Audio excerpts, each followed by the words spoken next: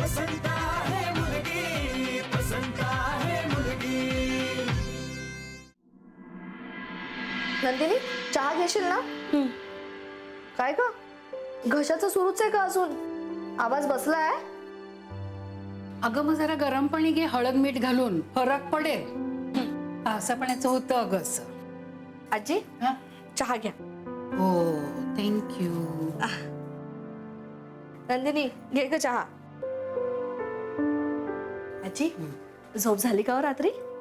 हो म्हणजे खूप गाढ झोप लागली नाही आणि अगं त्यात जागा सुद्धा नवीन ना म्हणून. तुम्हाला काही अडचण होत नाहीये ना? नाही अडचण कसली? हो नाही हो, म्हणजे पुण्याला तुम्ही एकट्याच झोपत असाल ना तुमच्या खोलीत? नाही नाही मधून मधून उर्मी सुद्धा यायची ना. उर्मी यायचीच हो, पण एरवी एकट्याच झोपत असाल ना? हो एकटीच झोपते आणि वयामुळे आता ना जागरण अगं झेपत नाही. हा आजी तुम्ही एक काम करता का? हा? तुम्ही ना आमच्याच खोलीत येऊन झोपा. नाही नाही आम्ही नवरा बायको काय हो ओसरीवर झोपू, त्यात काय एवढं? अगं काही वेळी आहेस का काय तू कुमूद? नवरा बायकोला असं बाहेर काढायचं की काय खोलीच्या? नाही नाही मला ना आधी तिचीच खोली चांगली आहे, तिची कंपनी पण मिळते, बरं वाटतं. तुम्ही पण ना आजी ऐकतच नाही. आजी तू कशाला हे सगळं करतेस? बघ ना ग मी त्यांना किती सांगितलं ऐकतच नाहीयेत त्या. अगं एकटी बसून काय करू म्हटलं, तुम्हा मुलींबरोबर माझा वेळ तरी छान जाईल. बरं काय बाबा बरा आहे का तुझा? करमतंय की नाही त्याला घरामध्ये? भांडायला कोणी नाही ना? हो बाबा म्हणालाय फोटो पाठव सगळ्यांसोबत. फोटो? विद्याधर? हो आणि सगळ्यांसोबत. हा अगं पण त्याला तर अजिबात आवडत नाही हे. हो पण त्यांनी पाहिलं नाहीये ना इथल्या कोणाला, म्हणजे माझ्या सासरच्यांना कोणालाच पाहिलं नाहीये. हो हो अगं बाई बरं बरं चल चल आहे चल. ना कुमुद वहिनी? असं काढ. म्हणावे? हो हो अगदी. जीजी या ना तुम्ही पण, या तिघींचा काढते. हा पहिली स्माइल.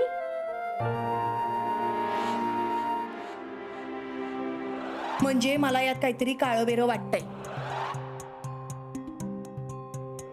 ते मागे चित्रीकरण केलं होतं तसं? ते मला नाही सांगता येणार बाई. फक्त एकच सांगते नंदे, सावध राहा. छान आलं. नंदिनी तू पण ये ना ग. नको, का? मला नाही आवडत. अगं एक फोटो काढायला काय जातंय? नको. अगं चल काही नाही होत. या आजी तू बस तिच्यापाशी. हा हा आपण फोटो काढूया. नंदिनी तुला कळत नाही का नको सांगितलेलं?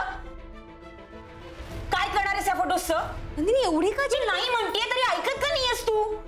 हे बघ मला फक्त माझ्या बाबाला तुझ्या बाबांचा काय संबंध माझा?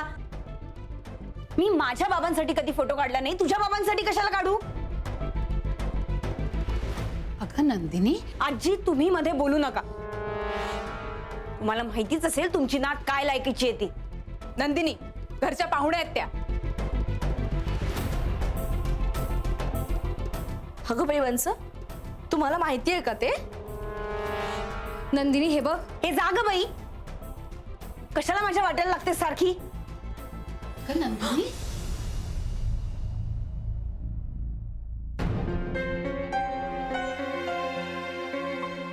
आय एम सॉरी आजी.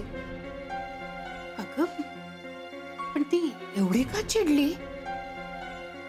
आणि आणि तिचा आवाज सुद्धा बसलेला नाहीये ग.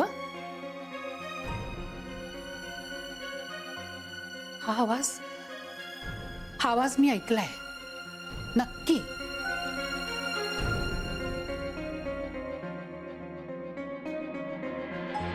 फोटो काढत होती तुझा? सगळ्यांचे काढण्याचं नाटक करत होती, पण तिला माझाच हवा असणार. मी म्हंटल नव्हतं तुला? तिच्या डोक्यात नक्की काहीतरी शिस्त आहे. पण मग फोटो काढला का नाही? तिचा फोन घेतला आणि फेकून दिला मी. हे बरं केलंच बाई. खरं तर चुरडायचा होता पण झालाच नाही. फार शहाणी समजते ती गुरमी स्वतःला. तिला काय वाटतं आपण बोलल्याने दूध पितो? आत्या तुला सांगते, हिला ना आता घराबाहेरच काढणार मी. जे काय करायचंय ना ते शांत डोक्याने करायचं हा नंदे. 2-4 कानाखाली मारावेशे वाटतात तिला. अशी कानाखाली नाही मारायची. असं वागायचं ना की चांगली चपराक बसली पाहिजे तिला. म्हणे बाबांना दाखवायचे फोटो. स्वतःचे कान नाही दाखव ना, आमचे कशाला? ही तुटखळी समजते का ही शाणी मला? अगं यात काहीतरी डाव असणार ग तिचा. मलाही तसाच संशय यायला लागलाय आता तिचा. आता ग नंदे आपण पण तिला पुरून उरायचं. म्हणजे गात्या माझ्याकडे गमवण्यासारखं काही नाहीये. ना आई ना बाबा, ना घर ना सासर, ना नवरा ना संसार. तिच्याकडे हे सगळं काही आहे. मग तिला भीती वाटली पाहिजे जास्त. माझं काय? अरे खूप चिडली ती माझ्यावर आणि माझा फोन घेतला आणि फेकून दिला. मग तुटला भेटला की काय? डॅमेज झालाय जरासा, पण ठीक आहे आता काय. ती चिडली याचा अर्थ पाणी कुठेतरी मुरतंय उर्मी. हो, पण एका फोटोवरनं एवढं उचकायला काय झालंय कोणास ठाऊक.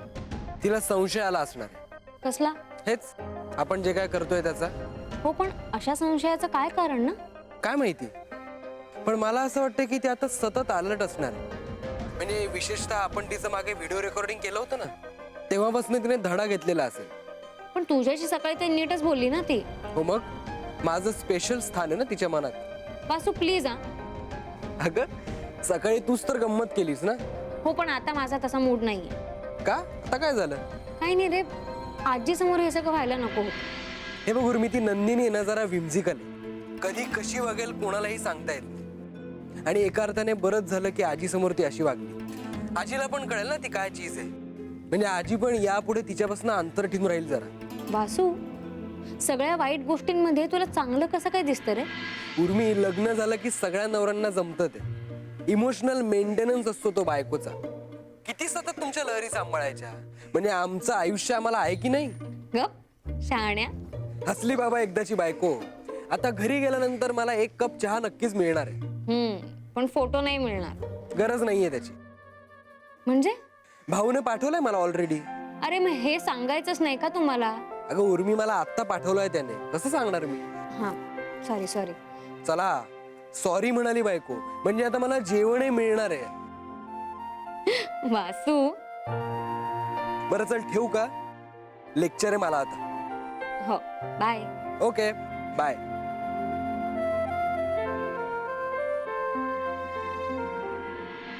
ती विक्षिप्तासारखी वागली हो नंदिनी. पण काय झालं काय होतं? काही नाही, उर्मी मला वाटतं तिच्या बाबांना दाखवण्यासाठी छायाचित्र काढत होती. मग तर नंदिनी वस्कन ओरडली तिच्या अंगावर. आणि भाषा काय माहितीये, म्हणाली मी माझ्या बाबांच्यासाठी कधी फोटो काढला नाही, तर तुझ्या बाबांसाठी कशाला काढू? काय संबंध माझा? असं बोलल्या त्या? हो, मी माझ्या कानाने ऐकलं हो. बरं, हा सगळा तमाशा उर्मीच्या आजींसमोर झाला. नाही, पण सुनमान्य तरी एवढा आग्रह कशाला करायचा? त्या नको म्हणत होत्या तर सोडून द्यायचं ना. तर तिला काय माहिती ही बाई अशी वागेल. भ्रमणध्वनी फेकून बिकून दिला बाई. नाही, त्यांना मानसोपचार तज्ञाकडे पाठवण्याचा माझा निर्णय योग्यच आहे. मला वाटतं तुम्ही एकदा बोला आधी नंदिनीशी. हे वागणं काही बरोबर नाही बाई. ठीक आहे, बघू. अहो बघू काय? अहो, नाही, लहान सहान गोष्टींवरून त्यांना बोलणं योग्य नाही. उगीच चिडतील त्या. त्यांचा स्वभाव माहिती आहे ना तुम्हाला. आणि मुळात त्या आपली जबाबदारी आहे हे विसरून चालणार नाही. त्यांच्या वडिलांना पिंडदानाच्या वेळी वचन दिलंय आम्ही. त्या एकदा त्यांच्या घरी गेल्या की सुटलो आपण. त्यांचं आपल्या मुलाशी ठरलेलं लग्न आपल्या बाजूने मोडलं हे विसरून कसं चालेल? त्यांची एकदा योग्य घरात पाठवणी केली की त्यांच्या वडिलांना दिलेल्या शब्दातून मोकळे झालो आपण. नाही तर आपल्याला आयुष्यभर खात राहील ते. अहो पण नाही, तुमचं सगळं म्हणणं पटतंय मला, पण त्यांना डिवचण्यात अर्थ नाही. त्या उगीच इरेला पेटतील. तेव्हा उपचार आणि लवकरात लवकर त्यांचं लग्न या 2च गोष्टी आपल्या हातात आहेत. तेव्हा यापुढे नंदिनीवरून काही तंटा होणार नाही याची काळजी तुम्हीच घ्या. गरज पडली तर मुलांना समजावा, प्रसंगी रागवा देखील. आपल्या रक्ताची माणसं आहेत ती. तुम्ही रागवलात तर मनात ठेवणार नाही. आपले हात दगडाखाली आहे ते लक्षात ठेवा. आपण आपल्या मुलांना बोलू शकतो ना, लोकांच्या नाही. आणि बोलून काही उपयोग नाहीये. तिने काही जीवाचं बरं वाईट करून घेतलं तर फट म्हणता ब्रह्महत्या व्हायची. आपल्याला माहिती त्याचा स्वभाव कसा आहे ते.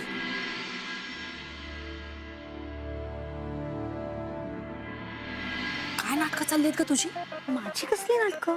तो फोन फेकायची काय गरज होती तुला? मग काय आरती करायला हवी होती का तिची? अगं काढला असता एखादा फोटो तर काय फरक पडला असता तुला? वहिनी, तुम्हाला ती फार सरळ वाटते का? अगं नसेल सरळ, पण तुला एवढा तमाशा करायची काय गरज होती? अगं पाहुणे आलेत घरात, त्याचं तरी भान ठेवायचंस. पाहुणे म्हणजे तिची आजीच ना? तिची आजी आहे, पण माई दादांच्या पाहुण्या आहेत त्या. माई दादांना जर का कळलं ना तर त्यांना ते अजिबात आवडणार नाही. ह्या घरात राहायचंय ना तुला, मग ह्या घरातले नियम सुद्धा पाळावे लागतील.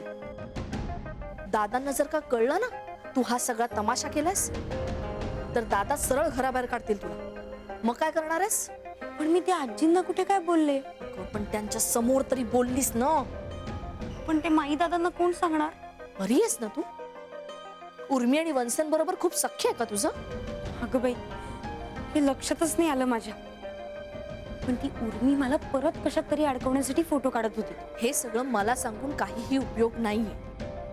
हे बघ, मला जे वाटलं ते मी तुला सांगितलं. आता तुझं तू बघ. बरं, तुम्ही जिजींबद्दल बोलात की नाही? काही उपयोग नाहीये त्याचा. का? ह्या दोघांचं लग्न झाल्याशिवाय तरी त्या ह्या घरातनं हलणार नाहीत. त्यांचं लग्न झाल्यावर तरी हलतील तर शपथ. त्या गळूसारख्या चिकटल्या आहेत या घराला.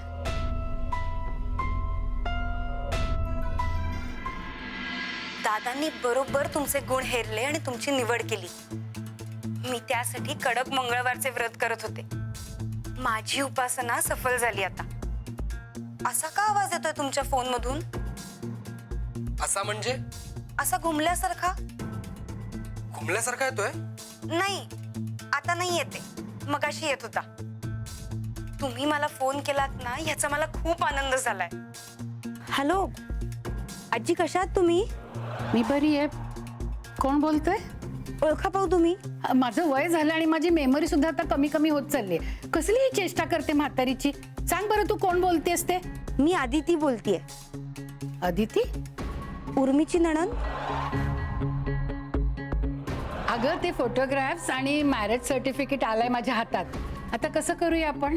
तुम्ही कोणाबरोबर तरी पाठवू शकता का?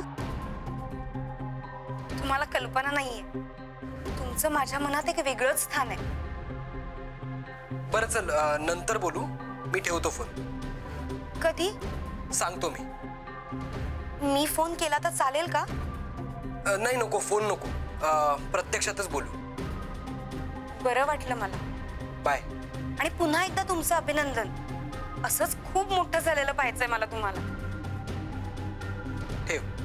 फोन करत जा हा मधून मधून. बाय नंदिनी. हाच आवाज आहे. हीच मला फोन करायची. नक्की कन्फर्म्ड आहे. हिनेच मला सांगितलं. मी उर्मीची नणंद बोलतेय, अदिती.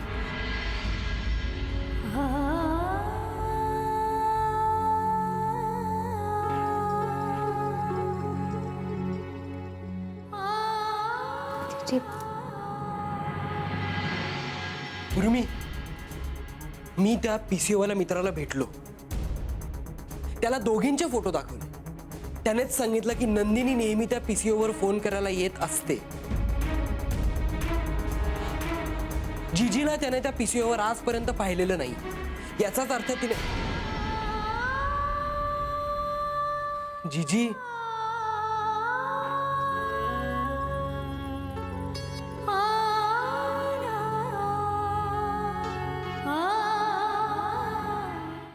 तिची तिची रडू नका ना.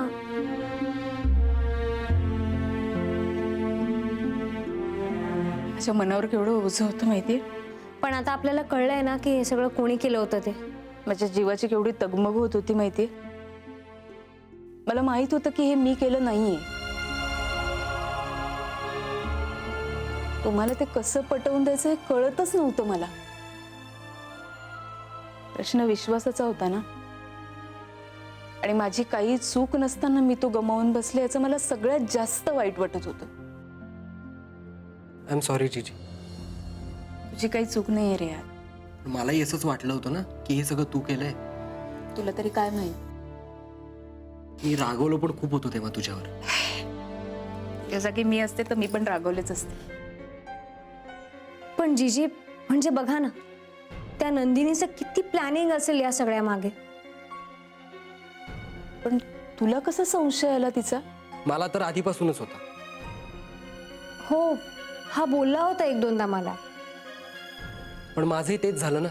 माझ्या त्या वाटण्याला पुराव्याचा आधारच नव्हता. तुला केव्हा असं वाटलं? आजीमुळे. आजीने सारखं असं म्हणत असायची की नंदिनीचा आवाज कुठेतरी ऐकल्यासारखं वाटतं. म्हणजे एरवी तसं कोणालाही वाटू शकतं, पण त्यानंतर तिचं बोलणं एकदम बंद व्हायचं. मला संशयच यायला लागला. म्हणजे अचानक घशाला इन्फेक्शन वगैरे झालंय असं म्हणायला लागली म्हटल्यावर मला वाटलं काय प्रकार आहे. आणि मुख्य म्हणजे नंबर. तुझ्या नंबरवरून फोन केले गेलेच नव्हते. ते मला झेपलंच नाही. म्हणजे नाव सांगते आदिती आणि फोन नंबर वापरते नंदिनीचा किंवा PCOचा. म्हणजे तुला आयडेंटिटी लपवायची असं जर गृहीत धरलं तर तू नाव का सांगशील? आणि नाव सांगतेच आहेस तर फोन का वेगळा वापरशील? हे कुठेतरी लॉजिक मध्ये बसतच नव्हतं. एवढी ढालगच आहे का ग नंदिनी? आजी ती आहे तशीच. अगं पण चेहऱ्यावरनं केवढी साळसूद वाटते. काय कमाल आहे बे. हो, पण जाऊ दे, तू या सगळ्यात नको पडूस. हो, मी नाहीच पडत ग. पण अगं आश्चर्य वाटतं, अशा कशा वागतात या मुली? आजी जाऊ दे ना तू. पण आता आपण काय करायचं?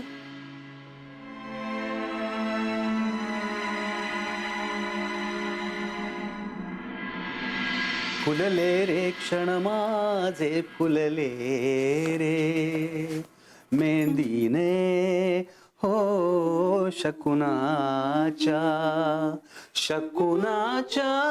मेहंदीने सजले रे क्षण माझे सजले. अरे वा, आज एकदम खुशीत आहेस ना? अरे म्हणजे काय, तुला आठवते उर्मिला हे गाणं खूप आवडायचं. काय गायचे हे गाणं? हो, पण ती सगळीच गाणी खूप छान गाते, अगदी मनापासून. नाही, तिनं गायन सोडायला नाही पाहिजे. हा, अरे झाल्या की सगळ्या परीक्षा देऊन तिच्या. हे सीमा, परीक्षा झाली म्हणजे काय कला संपत नाही, थांबत नाही. म्हणजे अगं म्हणजे तिनं गाणं कंटिन्यू करायला हवंय. त्याच्यातनं ती पारंगत व्हायला हवी. म्हणजे ना, जसा तिच्या हुशारीचा उपयोग व्हायला पाहिजे ना सीमा, तसंच तिच्या कलेचंही चीज व्हायला पाहिजे.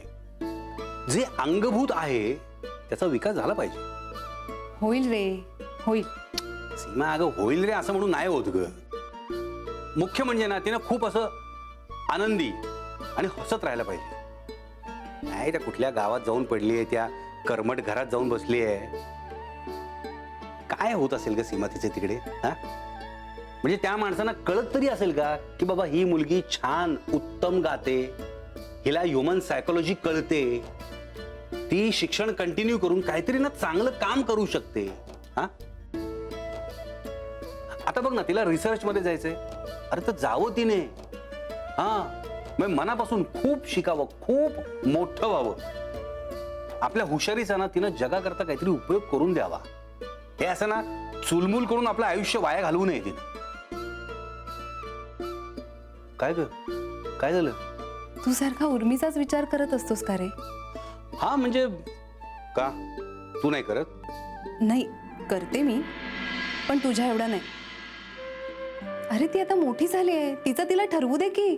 तिचं तिलाच ठरवू दिलंय मी. हा, आणि काय ग मोठी झाली म्हणजे काय? माझ्यापेक्षा वयानं मोठी झालेली नाहीये ना. झालं का तुझं पुन्हा सुरू? पण ना सीमा, तिने कर्तृत्वानं माझ्यापेक्षाही खूप मोठं व्हावं. इतकं मोठं व्हावं की तिच्याकडे बघताना अशी मान आपली अशी उंच व्हावी अशी. बाहेर फिरायला गेलो ना आपण की लोकांनी विचारावं, अरे अरे तुम्ही त्या उर्मी कुलकर्णीचे बाबा ना. अभिमानानं ऊर असा भरून यावा तिच्या कार्यानं. विद्या, एवढं प्रेम नको रे करूस. नाही सीमा, ते माझ्या हातात नाहीये ग. त्रास होईल रे तुला.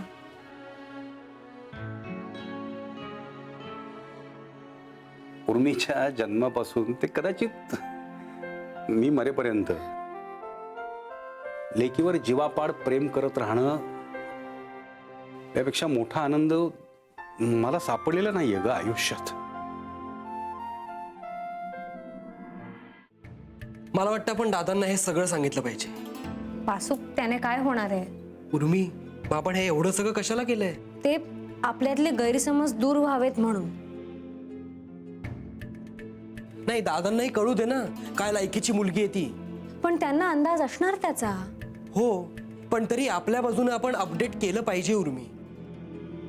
वासू प्लीज, या सगळ्यांना आता फार जुन्या गोष्टी आहेत. मलाही वाटतं दादांना कळलं पाहिजे. जीजी, माझ्याबद्दलचा तुमच्या मनातला गैरसमज जसा दूर झाला तसा दादामाईंच्या मनातलाही गैरसमज दूर व्हावा. हे सगळं कारस्थान माझं नाहीये हे त्यांना कळू दे. नाही, आणि माझं म्हणणं तर याच्या पुढचं आहे. म्हणजे काय की दादांना तिच्याबद्दल फार कळवळ आहे त्यांच्या मनात. दादांनी कळायला हवं ना किती भयानक मुलगी आहे ही, कुठल्या पातळीला जाऊन काय काय करू शकते. या मुलीला घरात ठेवणं म्हणजे सगळ्यांच्याच दृष्टीने धोक्याचं आहे असं मला वाटतं.